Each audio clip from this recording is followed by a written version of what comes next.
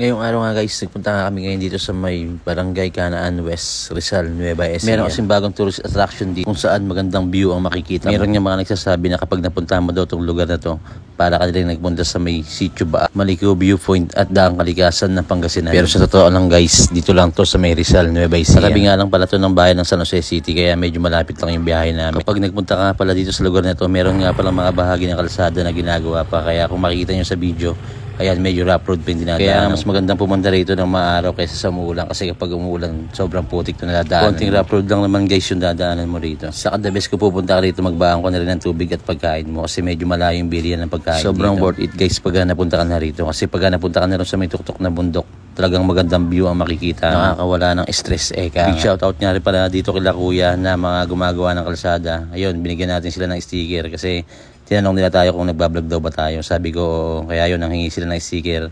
Kaya binigyan natin sila ng sticker. Tinanong na rin natin sila kung pwede ba tayong dumaan hanggang dulo. Ayun, so pumayag naman sila kaya pinadaan nila tayo. Maraming salamat nga po pala sa pagpapadaan nyo mga kuya. Sa mga Facebook, adventure. Buha tayo ng sticker. So, mas nakahalubilo. So ngayon guys, andito tayo ngayon sa may Barangay Canaan West, Rizal, Nueva Ecija. Ngayon, itong lugar na ito pinuntahan natin, ginagawa siyang kalsada, bundok. Pero sa ngayon, di pa siya tapos. Kung makikita nyo guys, ayan, kalahati pa lang nung kabilang side yun na sisimento. Hindi pa siya totally pwedeng daanan sa mga tao. Pero yung mga single, nakakapasok na. So ito guys, ipapakita ko sa inyo kung gaano kaganda itong lugar na to.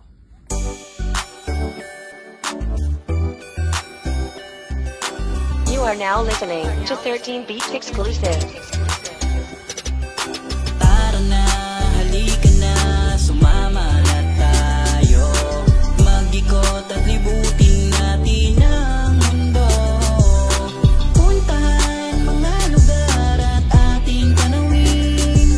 Kasama natin ang motovlogger na si Adventure. Tara na, sumama na walang iwanan. Lakbayin natin mga kapaligiran. Mag-rides tayo kahit saan nyo gusto.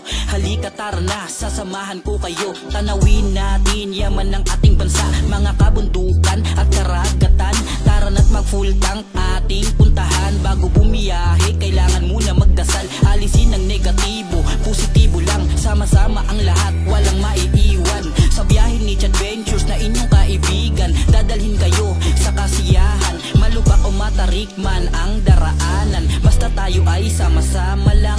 Magkaroon ng memories na di natin malilimutan. Mga rides natin na puno ng kasiyahan. Tara na, halika na, sumama na tayo. Mag-ikot at libutin natin ang mundo. Puntahan mga lugar at ating tanawin. Kasama natin ang motovlogger na si Adventure. Tara na, halika na, sumama na tayo. Mag-ikot at libutin natin ang mundo. Puntahan mga lugar at ating tanawin. Kasama natin ang motovlogger. You are now listening to 13 Beats Exclusive. So guys, kung makikita nyo, ayun yung mga tao, ginagawa nila yung kalsada. Siguro nasa 1/2 na ng kalsadang to yung natatapos sila. Kasi yung mga banda ron, tapos na ron. Yan, dito na lang. Hanggang doon sa dulo, yun yung tatapusin nila.